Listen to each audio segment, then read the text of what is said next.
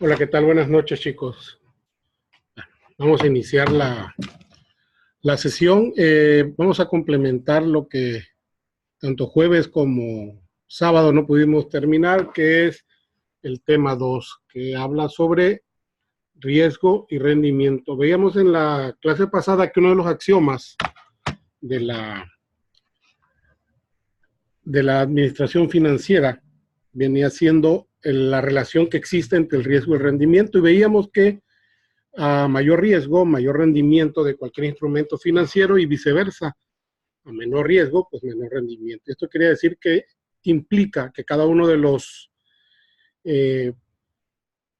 instrumentos financieros que den un mayor riesgo nos van a estar dando un mejor interés o un mejor rendimiento que se traduce en tener mayores ingresos.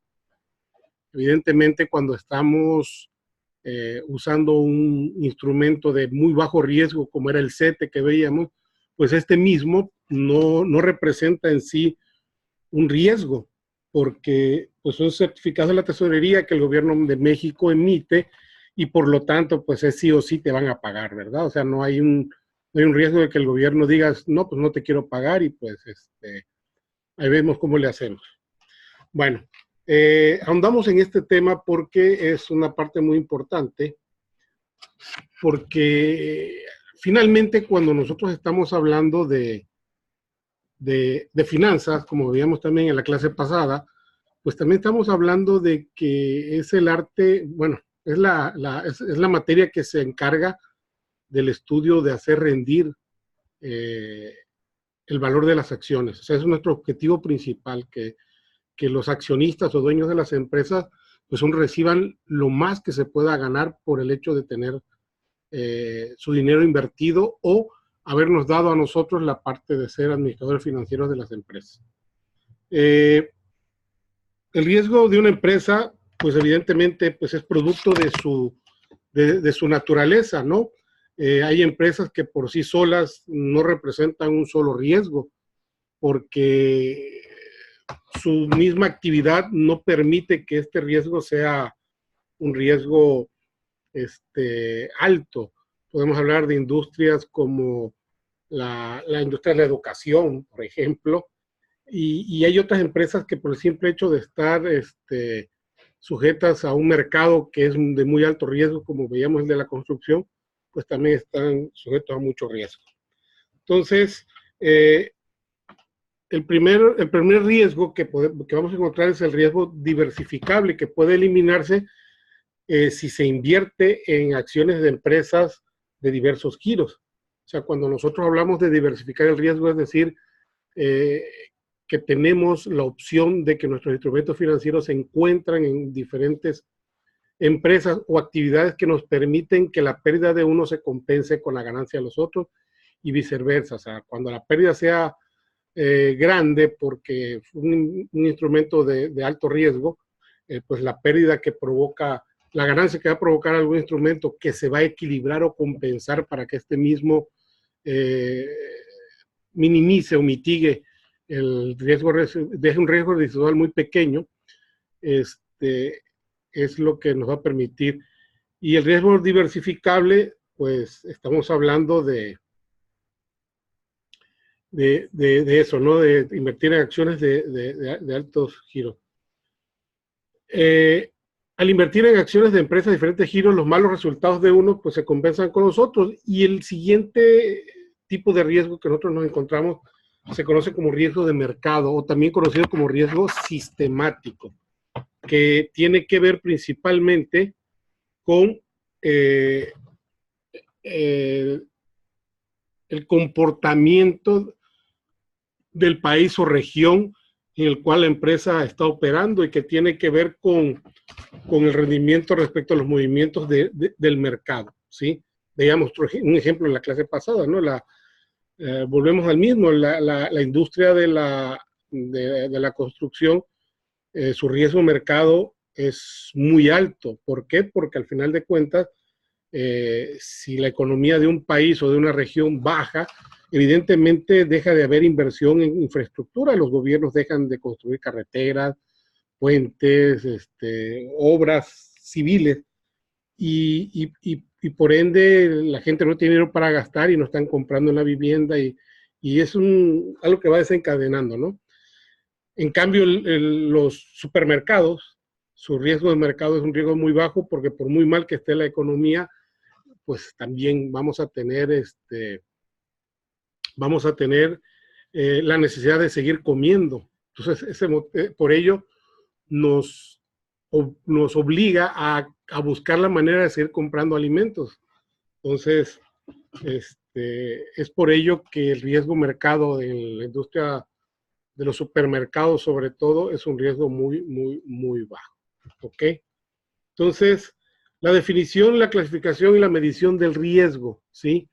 Por lo general, el término riesgo se utiliza para referirse a la probabilidad de lo que algo suceda desfavorablemente, ¿sí? Por ejemplo, si invertimos en acciones especulativas o en cualquier otra acción, asumimos el riesgo con la esperanza de que el rendimiento sea apreciable. O sea, yo pongo un peso y tengo esa esperanza de que cuando se cumple el plazo, la empresa en la que yo invertí, pues me regrese por lo menos un peso y 20 centavos. Es un rendimiento del 20% que es aceptable. Pero mucha gente acaba por describir o seleccionar que el riesgo es algo que es una probabilidad de pérdida, pero en realidad el riesgo se presenta cuando no se está seguro respecto al resultado de una actividad o un suceso en particular. Eso quiere decir que no estamos seguros de lo que va a suceder en el futuro, pero no quiere decir que vamos a perder.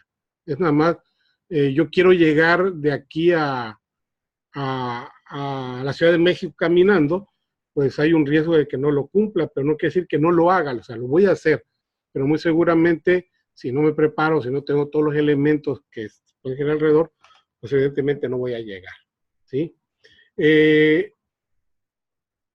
Hablamos entonces de que cuando nosotros hablamos del riesgo, tenemos que aprender a medirlo. O sea, la medición del riesgo se debe considerar la probabilidad de que algo ocurra y lo podemos definir como la medición del riesgo, como la probabilidad de que esto ocurra.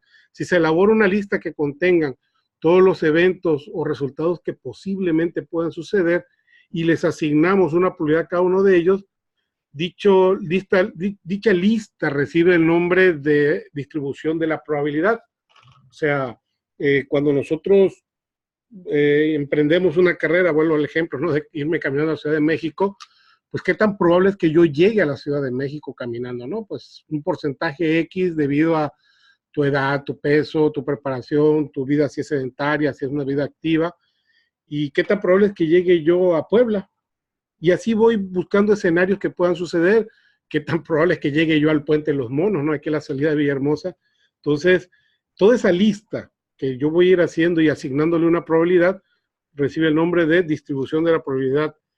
Y al asignarle una probabilidad a los resultados, podemos entonces nosotros sacar lo que es la tasa de rendimiento esperada. O sea, qué tanto, en base a todos esos escenarios, qué tanto es la probabilidad de que suceda o en qué porcentaje voy a llegar.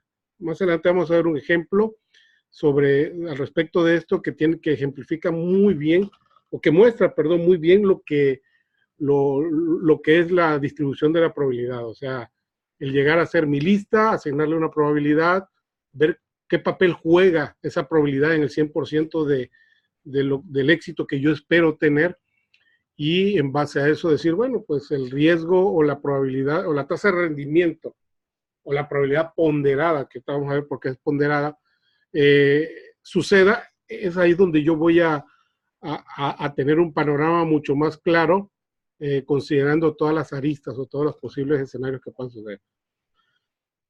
Los posibles resultados provenientes de una inversión, por ejemplo, pueden ser los siguientes: que el emisor haga los pagos de interés, o sea, que la persona que emite los bonos o los certificados, pues me pague lo que me dijo que me va a pagar, o que el emisor deje de hacer los pagos, ¿sí? Mientras más alta sea la probabilidad de incumplimiento de los pagos de intereses, más riesgoso será el bono, o sea, más alto será el riesgo y por ende veíamos que entre más alto, perdón, el riesgo, la tasa de rendimiento, de hecho, será mucho más grande, o yo voy a pedir que sea mucho más grande para poder invertir. O sea, son escenarios como que viene una persona y te dice, oye, pues me dice, vamos a invertir en un negocio. Digo, bueno, pues preséntame el proyecto, vamos a ver cómo está. La persona me presenta todos los escenarios y en ese momento pues yo veo y digo, pues yo creo que pues, está muy padre tu proyecto, pero es muy probable que no ocurra. O sea, sí puede ser viable, pero va a haber factores, riesgo mercado, riesgo diversificable, porque a lo mejor el resultado depende solamente de un parámetro y no de una serie de parámetros que me permitan tener el éxito. Entonces le digo, ¿sabes qué? Pues no me interesa. Y él me dice, oye, pero pues tú tienes una inversión que te está dando el 9.15%, por ejemplo, de rendimiento, yo te ofrezco un 40% de rendimiento. Entonces te quedas así como que, bueno, pues volvemos a nuestra lista, ¿no? A la lista de la distribución de las posibilidades en base a los escenarios, y pues a lo mejor existe a lo mejor existe un porcentaje muy bajo de que esto suceda, ¿sí? Pero puedo alcanzar no sé, un 20%, 30% de que suceda, y entonces alcance yo a cobrar el 40% de mi inversión una o dos veces y después el proyecto se caiga y recupere solamente lo invertido y no un mayor rendimiento, estaré teniendo un rendimiento del 80%, ¿sí? En dos periodos, que no los voy a tener al 9.5%. Para que yo llegue a un rendimiento acumulado del 80% con una tasa del 9%, 9.15%, estaremos hablando de alrededor de unos 9 ciclos para que yo lo junte. Y aquí lo juntaré en 2 ciclos o en 2 periodos de recuperación o de pago de intereses. Entonces, eso es lo que me permite la lista de distribución de probabilidades de poder definir y a su vez decidir si invierto en alto riesgo porque me va a dar un alto rendimiento, o de plano digo, no, pues yo tengo una aversión al riesgo, prefiero poquito pero seguro, y pues me voy al instrumento por excelencia en México, que es la tasa libre de riesgo, que es los certificados de tesorería de la federación, los conocidos como CETES, que pues ahorita andan al 8.3%. La tasa de rendimiento esperada, ¿sí? O el valor esperado es el promedio ponderado, les hablaba yo de la ponderación, de todos estos posibles resultados que vamos a analizar, mientras que los pesos utilizados son las probabilidades de que suceda, ¿sí? ¿Cómo podemos nosotros calcular la tasa de rendimiento? Bueno, pues la tasa de rendimiento que se muestra como con la letra K, ¿sí? Es la sumatoria de los resultados de multiplicar el resultado posible por la probabilidad posible. Y si vemos aquí esta formulita, pues PR de 1 por K de 1, o sea, la probabilidad posible del periodo 1, del escenario 1 más el resultado posible de ese escenario se va a sumar a la probabilidad posible del escenario 2 más el resultado posible de la posibilidad 2 hasta llegar al n número de resultados. Entonces eso es lo que quiere decir esta formulita, y lo podemos nosotros resumir de una manera, o sea, simplificar la ecuación, que sería la tasa de rendimiento esperada, o sea, la K con el signo arriba, va a ser la sumatoria de N, mientras I sea 1, de P, R de I hasta K de I, o sea, ir sumando desde I1 hasta N todas estas multiplicaciones, ¿ok? Y por lo tanto, el promedio ponderado de los resultados posibles muestran el peso de cada resultado de ocurrencia y me va a dar la tasa de rendimiento. Vamos a ver un ejemplo, ¿sí? Les voy a compartir aquí mi pantalla de Excel y vamos a ver un ejemplo, ¿sí? Para que pueda ser un poco más, más fácil de entender. Por ejemplo, vamos a suponer que tenemos un portafolio de inversión, ¿sí? De $785,000 dólares, ¿sí? Y este portafolio se divide de la siguiente forma: $250,000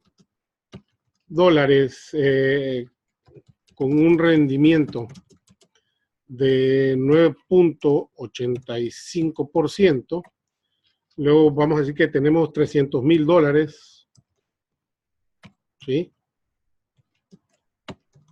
Con un rendimiento de 7.90%, 7.9%, y finalmente tenemos otro instrumento de $235,000, ¿sí? Con un rendimiento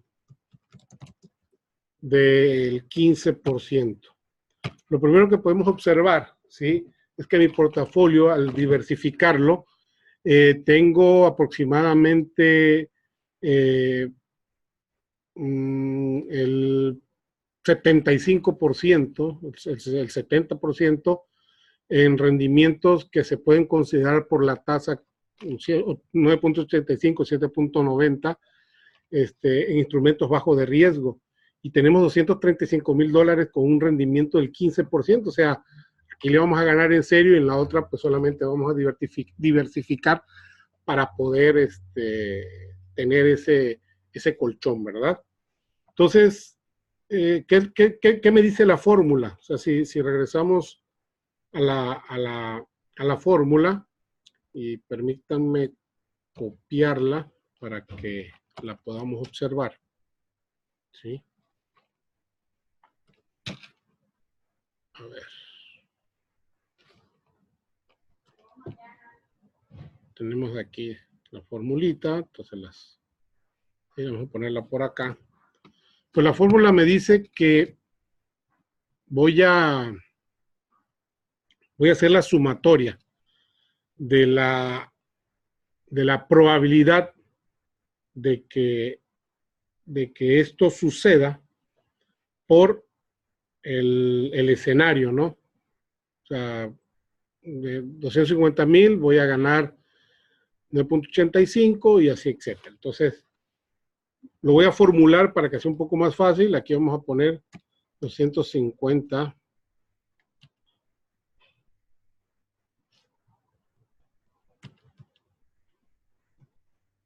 250,000.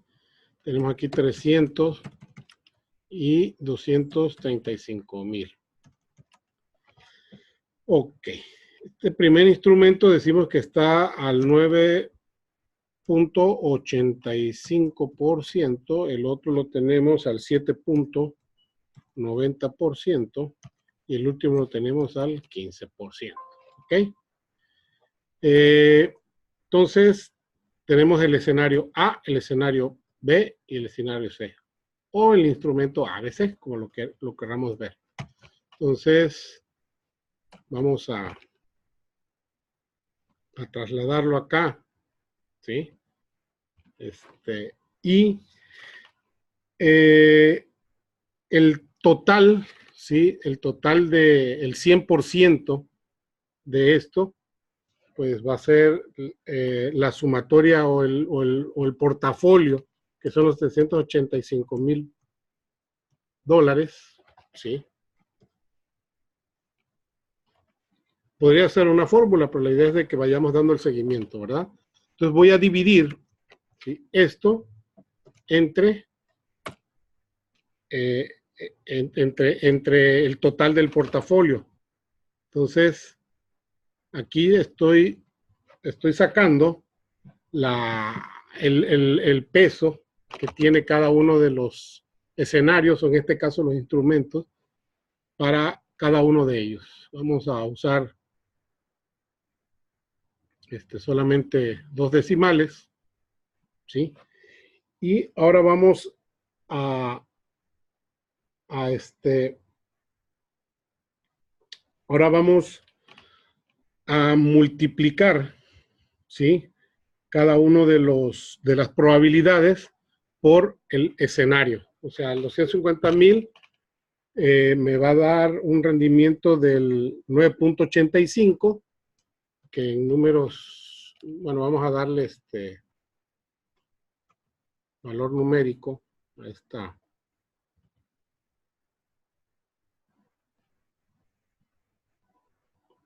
estas celdas, perdón.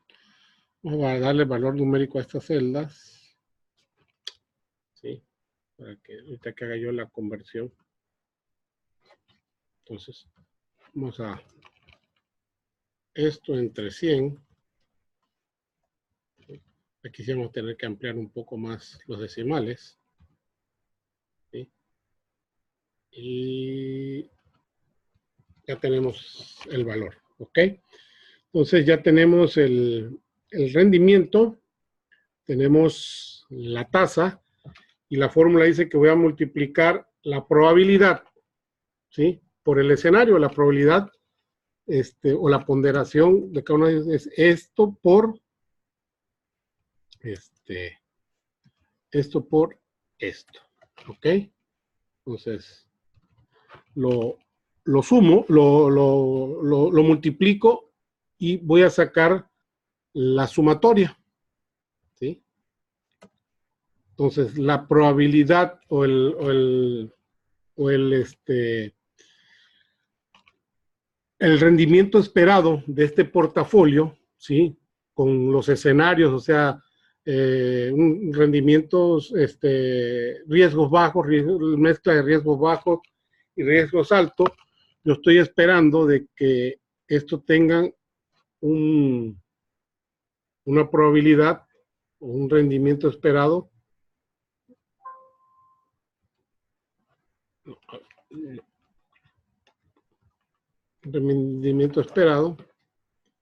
de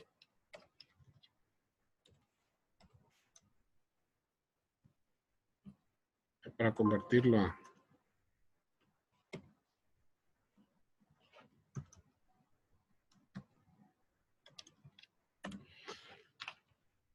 un rendimiento esperado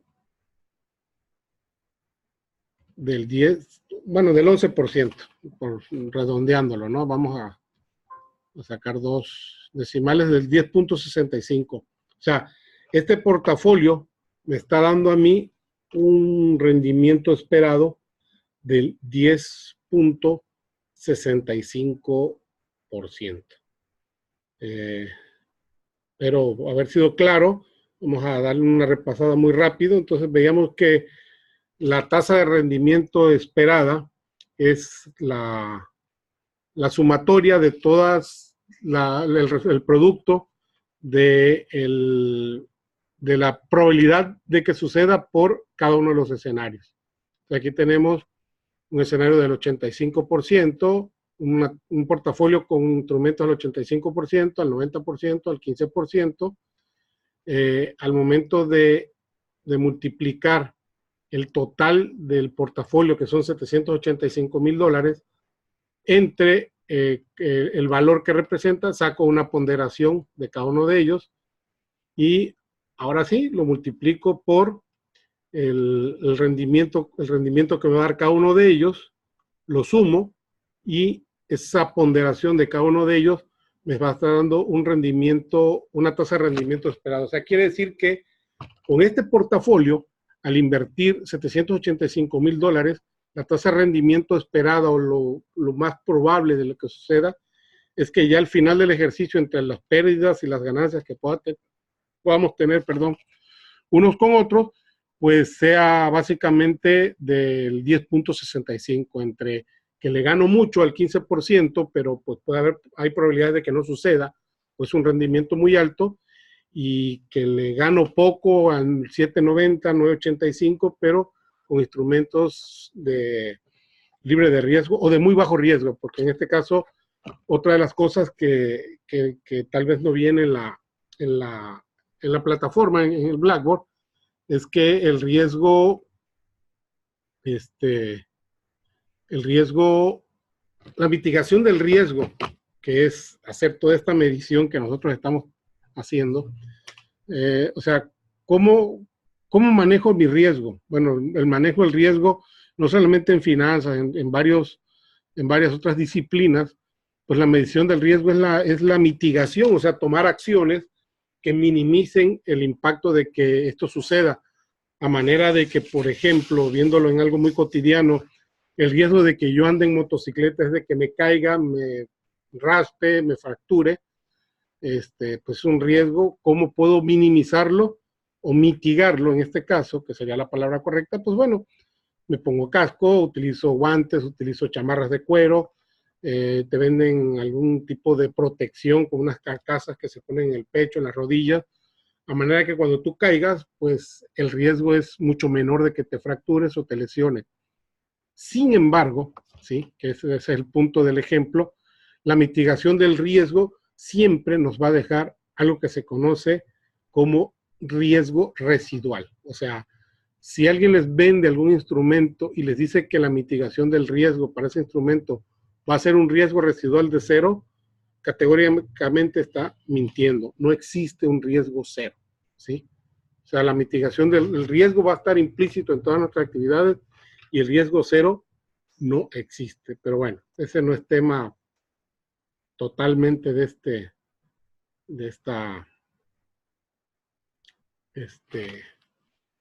no es tema de esta materia, pero bueno, un poco adicional, ¿no? Bueno, regresamos entonces. Entonces, esa es la tabla, la tasa de rendimiento esperada.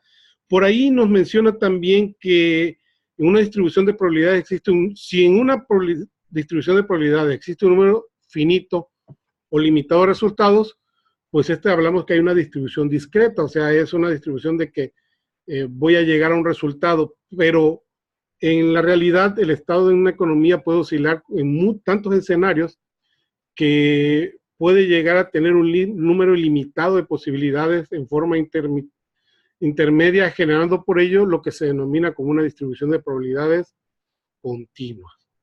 De lo anterior, solamente es importante visualizar que mientras más estrecha sea una distribución de probabilidades, menos variabilidad y más probable que sea el resultado real que yo haya estudiado. O sea, entre menos variantes haya, más estrecha sea, o sea una lista muy compacta, una lista realmente muy, muy bien definida y no hayan demasiadas variables o cuestiones que se vayan poniendo, más real va a estar apegado. ¿Y cómo determino esa parte? O sea, ¿cómo sé si eso es, cómo determino esa realidad? Pues bueno, a través de lo que se llama la desviación estándar. La desviación estándar es qué tanto se aleja de mi línea de la realidad, o en este caso de mi resultado esperado, todas y a cada una de las probabilidades, ¿verdad? O sea, si pudiésemos ver una, una línea, ¿no? Que se va trazando, que aquí es donde yo quiero ganar, ¿sí? O sea, de repente digo, mi rendimiento esperado, el que yo quiero obtener al momento de invertir, es el 15%, ¿sí? Algo conservador y dentro del límite aceptable. Pues el 15% va a estar esta línea, ¿no? Esta línea que va pasando. Entonces, la desviación estándar me va a indicar qué tanto juegan mis posibilidades, ¿sí? Y qué tanto se acerca o se aleja de mi realidad. Entonces, la desviación estándar, para que sea más útil, cualquier medida de riesgo debe tener un valor definido, es decir, se necesita una medida de la estrechez para esta distribución. La medida que se usa como mayor frecuencia es la desviación estándar, mientras más pequeña sea esta desviación, o sea, más cerca esté de la línea de la realidad, más estrecha será la distribución de probabilidad y en consecuencia, pues más pequeño será el riesgo de la inversión. Para calcularla, debemos de seguir el siguiente procedimiento. Primero, calcular la tasa de rendimiento esperada. Ya la tenemos, ¿verdad? O sea, calculamos nuestra tasa de rendimiento. Para el ejemplo que yo les ponía, quedamos de que era 10.65, ¿sí? Entonces ya tengo mi K, ¿sí? Y se sustrae la tasa de rendimiento esperada de cada uno de los posibles escenarios, de KD1, KD2, K3, en este caso nosotros tenemos 3 escenarios. Y para obtener en conjunto un conjunto de desviaciones con respecto a K, que es la desviación de K y menos K, o la tasa de rendimiento esperada. Luego, estas se elevan al cuadrado, o sea, se multiplica el resultado por la probabilidad de ocurrencia del resultado respectivo, ¿sí? Y posteriormente se suman estos productos para obtener la varianza de la distribución. Por lo tanto, la varianza se puede definir en la siguiente fórmula. O sea, tengo K de I, o sea, la K de el rendimiento esperado del escenario 1 menos la tasa de rendimiento esperada, o sea, la ponderación que hicimos, la elevamos al cuadrado y lo vamos a multiplicar por la probabilidad PR de I. ¿Ok? Y vamos a hacer la sumatoria de todas ellas. O sea, la desviación estándar, o sea, vamos a hacer la sumatoria de todas estas probabilidades, pero utilizando, como dijimos al principio, la diferencia o la resta del rendimiento esperado, de la posibilidad del escenario 1 menos la tasa de rendimiento esperado. Entonces, esta se va a obtener y finalmente pues le vamos a calcular la raíz cuadrada de la varianza para obtener lo que sería nuestra desviación estándar. O sea, es solamente ver todos estos escenarios que tanto empujan o bajan de mi línea, de mi tasa de rendimiento, que tanto se va viendo. Y eso se traduce en una gráfica, en una línea que nos va dando la estrechez, ¿sí? O sea, qué tan lejos está de lo que yo espero estos escenarios de que resulte, ¿ok? Y otra medida que podemos conocer es pues el coeficiente de variación, que el coeficiente de variación, ¿sí? Esa es otra medida que se debe conocer y dominar para evaluar las inversiones sujetas a riesgo de coeficiente de variación, la cual es igual a la desviación estándar, pero dividida por el rendimiento esperado. O sea, le saco la desviación estándar, la que obtuve en el procedimiento pasado, pero la divido entre el rendimiento esperado y el coeficiente de variación que muestra el riesgo por unidad de rendimiento proporciona una base de comparación más significativa cuando los rendimientos esperados de 2 o más alternativas no son los mismos, y todavía es más útil cuando los niveles de riesgo, como en el caso que vimos ejemplo, son muchísimo más distintos. Vamos entonces al siguiente punto, que es la de diversificación. Ya hemos hablado de esto, ¿no? Y vamos a tratar de ir solamente repasándolo, porque hemos hablado de que pues cuando hablamos de diversificar, pues es realmente una forma de mitigar o minimizar ese miedo que le tenemos al riesgo. O sea, la mayoría de los inversionistas tienen una aversión al riesgo, y de acuerdo a esta realidad, pues cuáles son las implicaciones de la aversión al riesgo desde el punto de vista de los precios de los valores y de la tasa de retorno. La respuesta es que si todo se mantiene constante, mientras más alto el riesgo del valor, más alto será el rendimiento que el inversionista va a exigir, y menos dispuesto estará a realizar la inversión. Para comprender de qué manera la inversión hacia el riesgo afecta a los precios de los valores, se puede analizar una situación hipotética. Por ejemplo, tenemos una empresa X y una empresa Z, ¿sí? Vamos a suponer que las acciones de estas empresas tienen un precio unitario de $100, o sea, vale $100 cada una de las acciones. y cada una tiene una tasa de rendimiento de un 15%. Estamos hablando de dos escenarios iguales. Partiendo de la premisa de que por diversos factores la empresa Z es mucho más riesgoso que la empresa X, pues evidentemente los inversionistas de manera natural pues van a buscar la forma de invertir en la empresa X porque existe menos riesgo de que la variabilidad en sus rendimientos se dé.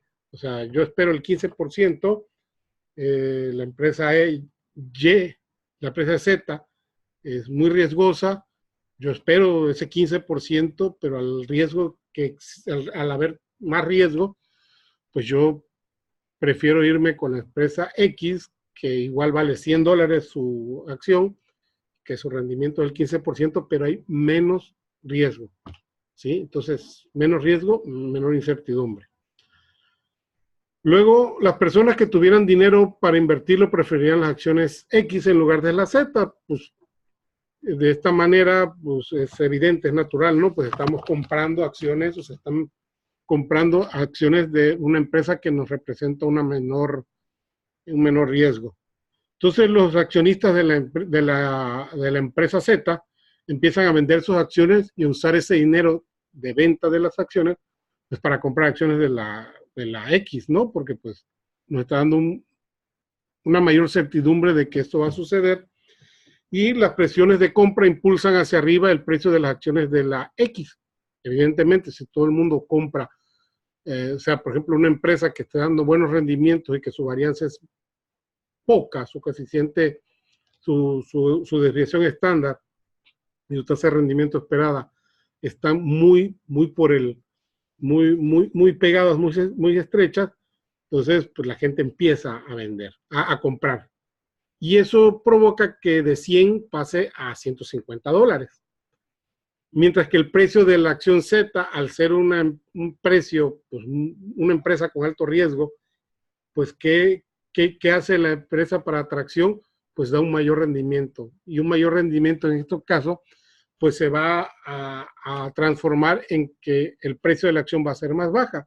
¿Por qué es un mayor rendimiento? Pues no me está aumentando al 15%, ¿verdad? O sea, me está dando el mismo rendimiento del 15%, pero pues con 1,000 pesos, pues nomás puedo comprar, con 1,000 pesos, pues solamente podré comprar, con 1,000 pesos creo que podré comprar 10 acciones, pero si bajan a 75, pues puedo comprar 13 acciones, entonces tengo un mayor rendimiento. ¿Por qué? Porque voy a recibir con menos incertidumbre el 15% de 13 acciones y no el 15% de 10 acciones. Pero esto va a provocar, ya al momento de hacer el análisis, que la empresa X, que es más riesgosa, disminuya al 10% y la empresa Z, al aumentar su precio de 100 a $150, entonces con 1,000 pesos compro menos acciones, pero como el rendimiento es el 15%, al final la conversión de ese valor de acciones, o sea, menos acciones con un rendimiento del 15%, nos va a dar un rendimiento esperado del 20%. ¿Por qué? Porque pues es a la inversa, o sea, valen menos, ¿sí? Pero con menos acciones, o sea, con menos acciones, o sea, si yo tengo, vuelvo al ejemplo, ¿no? Si yo tengo 1,000 pesos, si yo tengo 1,000 pesos y lo divido entre 150, pues solamente voy a comprar 6 acciones. Pero 6 acciones que me van a dar, 6.6 acciones que me van a dar, bueno, 6, no puedes comprar 6.6, ¿verdad? 6 acciones que me van a dar un rendimiento del 15%, la ponderación o la tasa de rendimiento esperado va a aumentar, o sea, esta va a subir a un 20%. Entonces, ¿qué sucede? Que la diferencia del 20% que me da la empresa Z menos el 10% ya de la tasa de rendimiento esperada que me da la empresa Y, hay un diferencial del 10%. Ese 10% es una prima de riesgo, lo cual representa la compensación si yo quisiera invertir en asumir el riesgo por las acciones Z, que es una empresa mucho más riesgosa. Al final del ejercicio, ¿qué va a pasar? ¿Sí? Que aunque tu acción vale $75, en el caso de la empresa Z, y la acción de la empresa Y, por este escenario que les he venido platicando, sube a $150, y la tasa de rendimiento se disminuye de la X y aumenta la Z a 20, pues hay un diferencial de un 10%. Entonces, ¿yo qué voy a esperar? Que no me des el 15% como empresa Z, ¿sí? Porque es más riesgo. Yo espero una prima de riesgo, que es la diferencia de dejar de ganar ese 10% por invertir en la empresa X. Entonces, yo esperaría que del 15 me suba al 25% el rendimiento. Y esa prima de riesgo compensa la pérdida, ¿sí? O el riesgo adicional que yo voy a tomar al invertir contigo. Pero no haberlos enredado, es solamente ir dándole el hilito, ¿no? A lo que hemos venido platicando. O sea, dos empresas que inicialmente tienen el mismo valor, que vale $100 su acción, que te dan un mismo rendimiento, o sea, 15%, pero una da un mayor riesgo y otra da un menor riesgo. Entonces, lo que va a suceder en ese escenario es que la gente va a comprar de la empresa X que tiene menos riesgo, por ende, al haber mayor demanda de la acción, sube su valor, y esa subida del valor incrementa su rendimiento esperado de un 15 a un 20%. Al contrario, la empresa Z, que la gente no compra sus acciones, pues lo que sucede es de que los inversionistas, los dueños de la empresa, se van a ver forzados a bajar el precio de la acción de 100 a 75, que la X lo hizo de 100 a 150, y provocaría que su tasa de rendimiento esperada baje a un 10%. Entonces, para que la empresa X regrese al mercado compitiendo con una empresa que te da un mayor rendimiento, con menos riesgo, porque yo caí a un rendimiento del 10%, entonces tengo que darte tu prima de riesgo, que es, bueno, no voy a invertir en la empresa X, tú me voy a dejar de ganar un 10% porque tu rendimiento esperado es del 10, y aquí se va, la otra subió del 15, tú bajó del 15 al 10, y el de la empresa X subió del 15 al 20, ese 10%, pues compénsamelo, ok. Entonces, mi tasa de rendimiento que te ofrezco ya no va a ser del 15, va a ser del 25, y la tasa de rendimiento esperada por ende va a subir. Entonces, eso es lo que yo haría, ¿sí? Dice aquí, la plataforma, este sencillo ejemplo demuestra un principio importantísimo. En un mercado dominado por inversionistas con miedo o aversión al riesgo, los valores de mayor riesgo han de producir rendimientos esperados más altos, estimados por los inversionistas marginales, que los de menor riesgo. En caso de que no exista una situación, la compra y la venta del mercado hará que se presente. O sea, solito se va dando, ¿sí? ¿Qué es la covariancia y el coeficiente de correlación? El rendimiento esperado de un portafolio es simplemente el promedio ponderado de los rendimientos esperados de los activos de la cartera. Sin embargo, a diferencia de los rendimientos, el riesgo de un portafolio, el riesgo de un portafolio, la desviación estándar, generalmente no es el promedio ponderado de la desviación estándar de los activos. De hecho, en teoría es posible combinar las acciones que plantean riesgos de medidas por su desviación estándar y por formar un portafolio sin riesgo con una absoluta desviación estándar de cero. O sea, yo puedo llegar a combinar todos estos portafolios y que, o sea, que digo, esto ya es un arte, ¿no? Esto no es así nada más a la decir, lo tomo de aquí, de allá, y pues esto ya me va a dar una desviación estándar cero. O sea, si todos me ofrecen un 20%, pues un 20% voy a ganar. La tendencia de dos variables al moverse al mismo tiempo se conoce como correlación, y el coeficiente de correlación, o sea, la covarianza, lo mide. Dice, en lenguaje estadístico podría decirse que un par de acciones, si presentan rendimientos totalmente encontrados, con diversos escenarios se dice que tienen una correlación negativa perfecta, que es de -1. Lo contrario, cuando la correlación positiva perfecta es de 1, en este caso los rendimientos de las dos acciones ascenderán y descenderán al mismo tiempo, con un portafolio con ellas ofrece el mismo riesgo por cada uno, pero por separado. En conclusión, la diversificación no contribuye a nada a minorar el riesgo si el portafolio contiene acciones correlacionadas perfectamente en forma positiva. O sea, ¿qué mide la covarianza y la correlación o el coeficiente de correlación?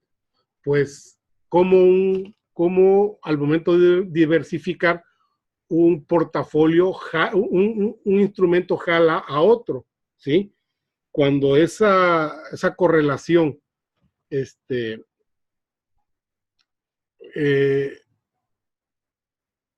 cuando esa correlación es perfectamente sincronizada, o sea, positiva, si esta se mueve para acá, la otra se mueve también para acá en el mismo sentido, pues diversificar no tendría caso, ¿sí?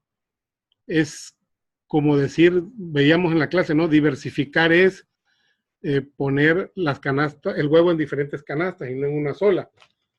Pero si yo lo pongo en diferentes canastas y las canastas están a la orilla del precipicio y se van a caer, pues entonces no tiene caso que diversifique. ¿Para qué gasto en dos canastas y en una misma? El resultado va a ser el mismo, o la correlación, la covarianza, se van a jalar en el mismo sentido.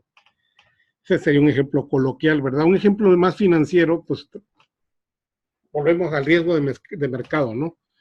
Yo voy a diversificar porque pues yo estoy invirtiendo en el mercado, en la industria de la construcción, y la industria de construcción pues vimos que tiene un riesgo de mercado muy fuerte, ¿no? Entonces lo que voy a hacer yo es diversificar para que ese riesgo ya no se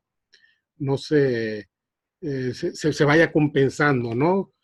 Mi tasa de rendimiento se ajuste esa desviación estándar un poquito más a lo esperado, a la realidad. Entonces, ¿en qué diversifico? Pues en una tienda de materiales para construcción. Entonces, ¿qué caso tendría si al caerse la industria de la construcción, pues nadie me va a comprar material para construir, ¿verdad? Entonces, es lo que explica esta parte del tema de la covarianza y el coeficiente de relación. O sea, si la variación va positiva una con otra, o sea, una jala a la otra, no tiene caso diversificar. O sea, el efecto de la diversificación no va a influir nada en la mitigación del riesgo, que al contrario, si la correlación de estos instrumentos, uno va a la alza y el otro va a la baja, bueno, pues no pasa nada, ¿verdad? O sea, invierto en la industria de la construcción y mi portafolio va a diversificar en la industria alimenticia y en la industria de la educación. Bueno, perfecto. Cuando la industria de la construcción se caiga, o sea, negativo, va para arriba el alimento o se mantiene, o sea, no lo arrastra, ¿sí? Y la gente pues se va a seguir educando y a lo mejor algunos hijos van a sacar unos padres van a sacar a sus hijos de las escuelas particulares, pero siempre va a haber gente que va a querer estudiar. Entonces tenemos un portafolio de un riesgo bajo, un riesgo medio y un riesgo muy alto, ¿ok? La beta y el modelo de evaluación de activos de capital, ¿sí? Cuando hablamos de este tema de la beta, estamos diciendo que es muy común que el rendimiento esperado de un activo debe ser positivamente relacionado al riesgo. Esto quiere decir que los individuos mantendrán un activo riesgoso solo si su rendimiento esperado compensa su riesgo. Eso lo hemos venido viendo, ¿no? O sea, veíamos el ejemplo, que espero no haya sido enredado, ¿verdad? De la empresa X y Z, ¿sí? Pues yo espero que si es un riesgo mayor, pues tenga yo un rendimiento mayor. Ya se estimó el rendimiento esperado del mercado de acciones como un todo y en esta sección se van a calcular los rendimientos esperados de cada uno de los valores. Con frecuencia los economistas sostienen que el rendimiento esperado del mercado se puede presentar de la siguiente forma. RDM, ¿sí?, que es el rendimiento del mercado, va a ser igual al rendimiento, el rendimiento esperado menos la prima de riesgo. Esto es, el rendimiento esperado es la suma de la tasa libre de riesgo más alguna compensación por el riesgo inherente al portafolio. La ecuación se refiere al rendimiento esperado, ¿sí?, que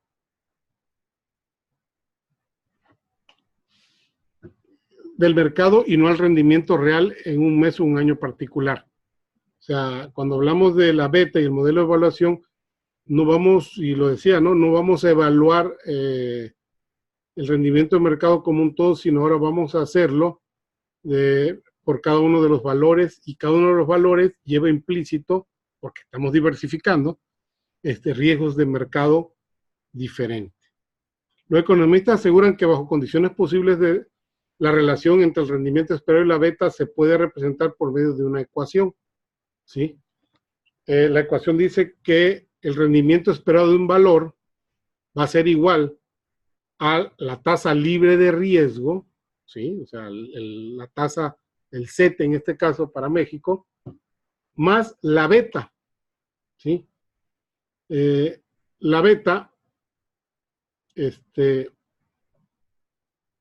un factor que los analistas, los economistas determinan dependiendo del riesgo diversificable de cada uno de los mercados.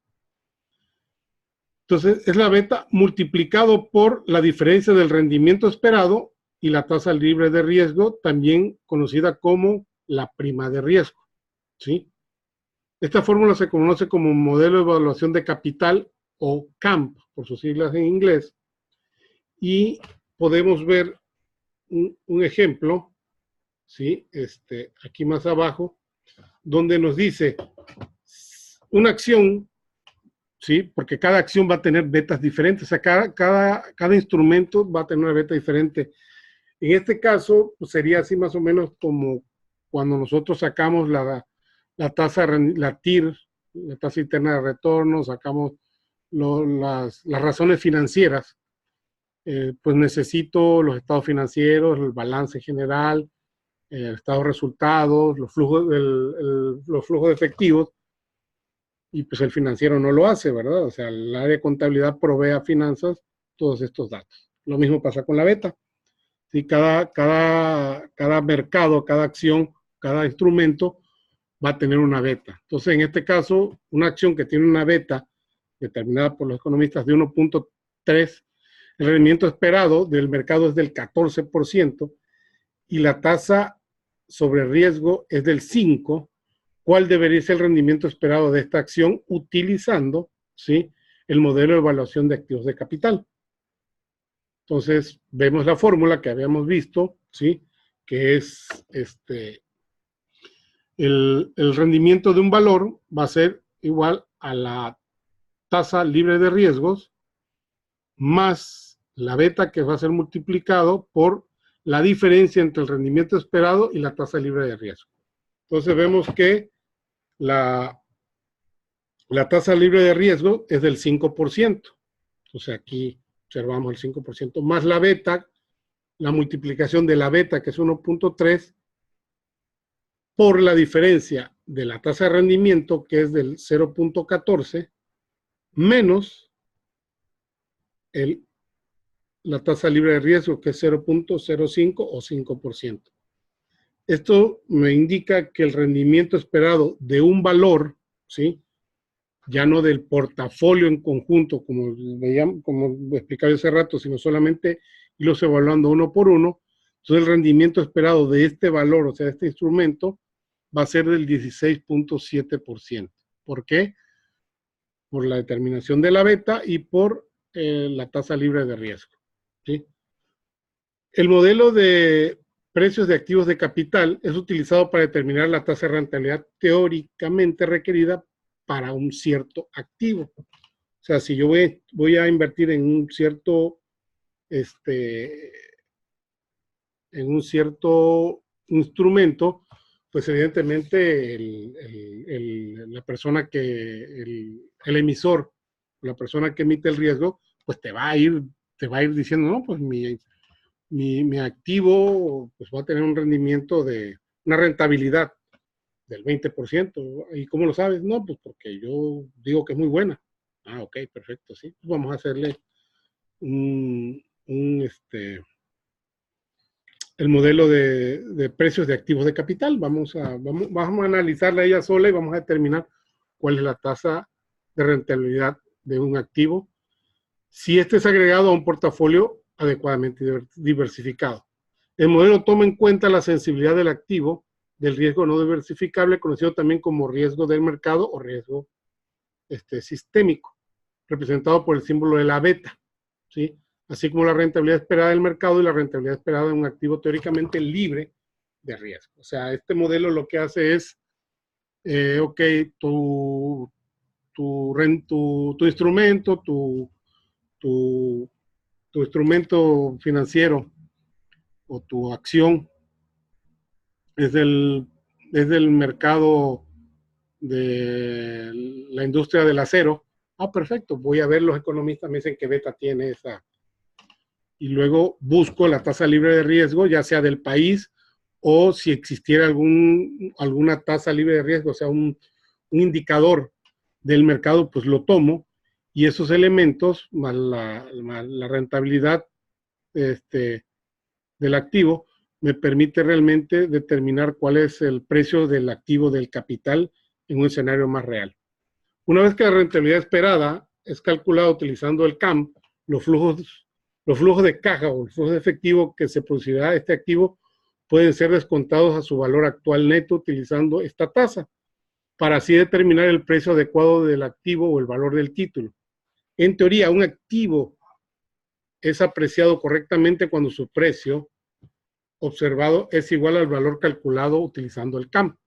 Si el precio es mayor que la evaluación obtenida, el activo es sobrevaluado, y si el precio es menor al activo, pues está devaluado. O sea, lo ideal es de que si tú me dices que mi instrumento vale el 20%, yo te aplico el modelo de CAMP y me dice que es el 20%, pues oye, pues está bien, voy y le entro, ¿no? Porque hay otros factores que me están dando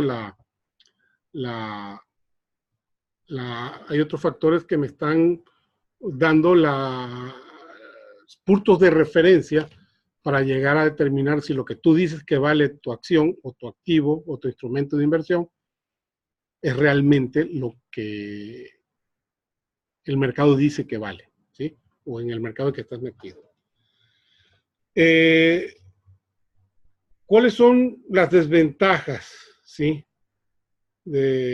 O los inconvenientes. Bueno,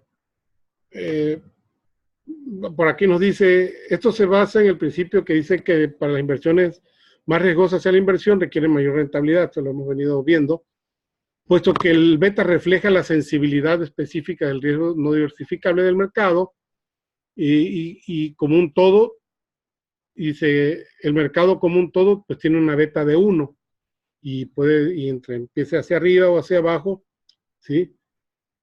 O sea, una beta debajo de 1, pues es un menor riesgo, y una beta por encima del 1, pues un mayor riesgo. Repito, estos indicadores, pues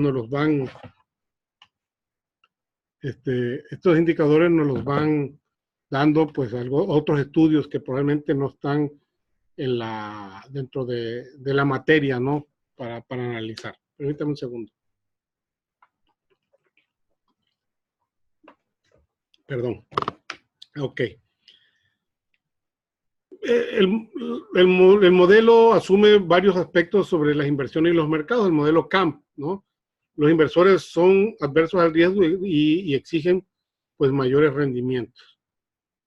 Puesto que la inversión puede diversificarse, esto solamente se preocupa por el riesgo sistémico de cualquier activo. O sea, como puedo diversificar, pues entonces voy a tener que determinar el riesgo de cada uno de ellos.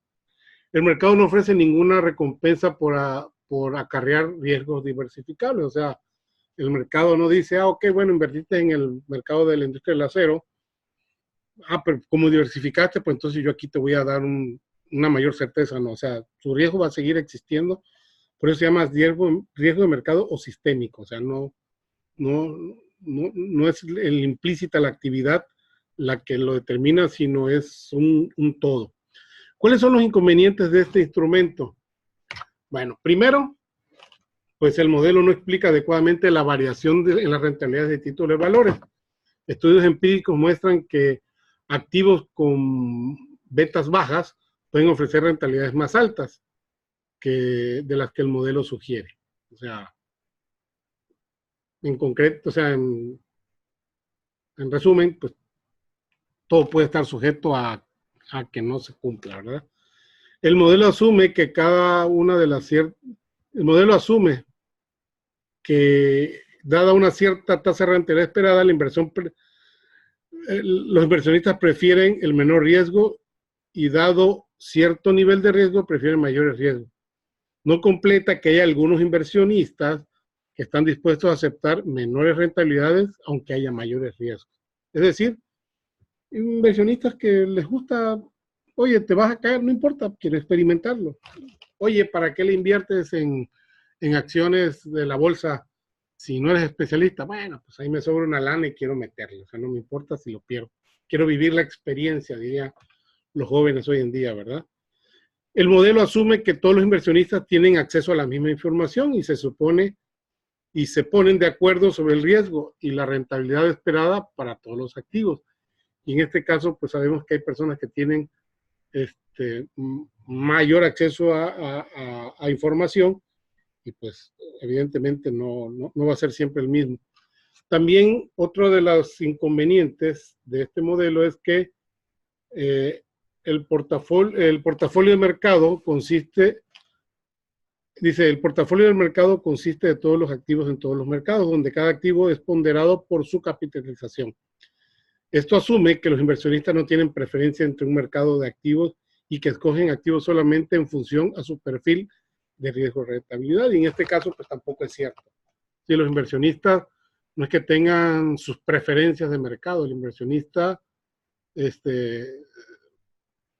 sea, que no tiene, o sea, el preferista, aunque exista la opción de diversificar, hay quienes invierten en ese mercado. O sea, a mí me ha pasado, en la Unión de Crédito Ganadero, cuando ha habido épocas difíciles, tenemos inversionistas que dice, oye, aquí vengo a dejar una inversión de tantos millones de pesos.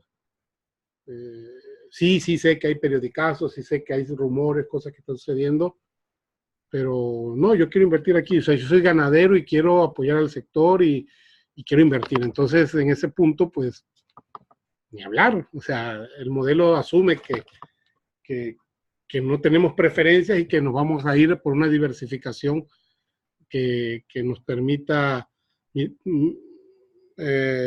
mitigar el riesgo, y hay quienes dicen, no me importa, quiero el riesgo alto, ¿sí? Y dice, el CAM es un modelo para calcular el precio de un activo. Para activos individuales se hace uso de la recta Security Market Line, la cual simboliza la rentabilidad esperada en todos los activos de mercado como función del riesgo diversificable y su relación de relatividad y el riesgo sistemático, la beta, para mostrar cómo el mercado debe estimar el precio del activo individual en relación, ¿sí?, a la clase que pertenece. La línea SML permite calcular las proporciones de recompensa a riesgo para cualquier activo de recompensa.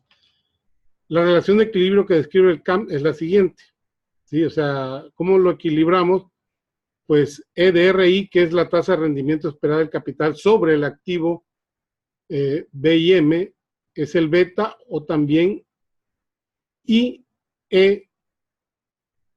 por R de M menos RF, pues que es el exceso de rentabilidad del portafolio de mercado, donde RM es el rendimiento del mercado y RF es el activo libre de riesgo. O sea, existe una relación y de acuerdo a Ross Winfrey, el riesgo dentro de una cartera incluye el riesgo sistémico, condiciones también como riesgo no diversificable. Este se refiere al riesgo al que está expuesto los activos del mercado. Por lo contrario, el riesgo diversificable es aquel intrínseco en cada una de las actividades. ¿Ok? Entonces, espero que, digo, no ha habido preguntas. Espero que todo haya quedado claro. Y bueno, chicos, pues muchas gracias por su tiempo. Espero nos veamos para los del jueves, pues vernos el jueves, los alumnos del sábado, vernos el sábado. Este video pues es para los dos grupos. Recuerden, los que no tuvieron la oportunidad de entrar, pues esta sesión está siendo grabada y la voy a descargar en mi computadora y la voy a subir para que puedan ustedes verlo.